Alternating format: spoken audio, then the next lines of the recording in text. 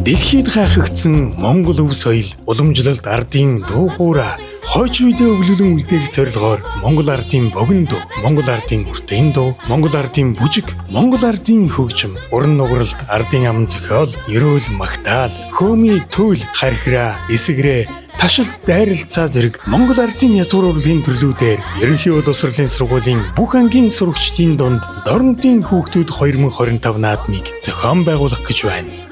Наадмын 1-р шатыг сум сургууль бүр зохион байгуулан шилдэг хүүхдүүдэд тодруулж 2 дугаар шатны шалгаруулалт 10 дугаар сарын 23-24-ний өдрүүдэд хөгжимт драмын театрт болно.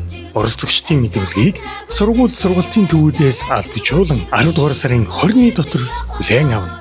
Наадмын төрөл тус бүрээр 1-3 байр эзлүүлж ардын урлаг соёлыг түгээн дэлгэрүүлэгчтэй алдаршуулна. Дорнод аймаг даяар хүүхдийн ардын урлагийн их наадам Дорнодын хүүхдүүд 2025